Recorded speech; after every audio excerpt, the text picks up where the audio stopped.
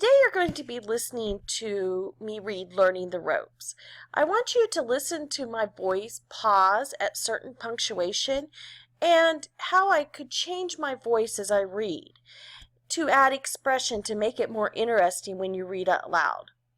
We're going to start with Learning the Ropes. It's going to go right along with our story about double dutch. Maybe you've heard of double dutch.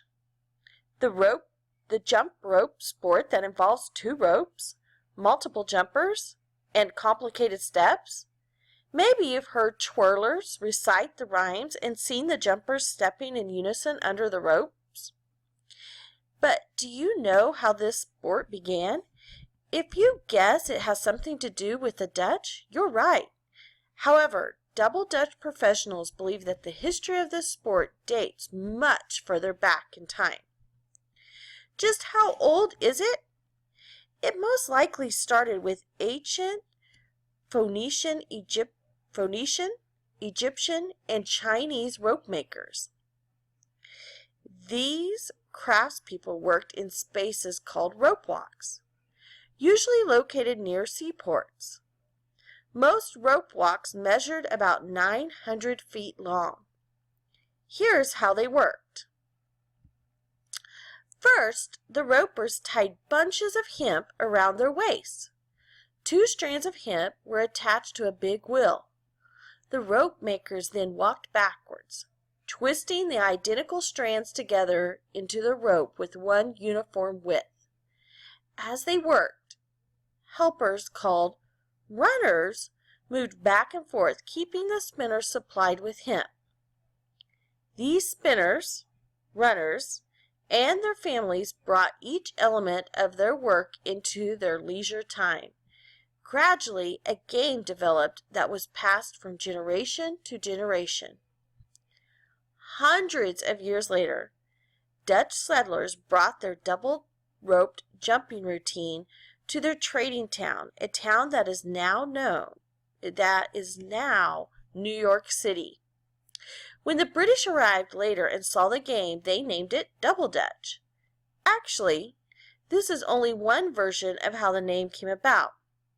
Another account claims that it resulted from the colonial rivalry between Britain and the Netherlands.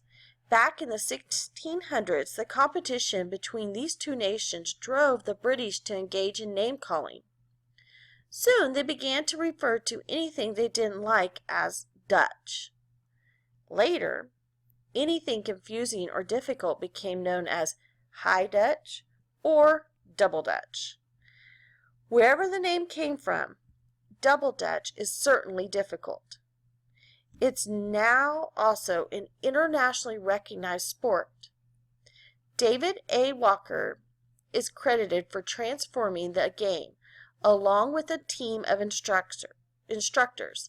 Walker organized the first Double Dutch tournament.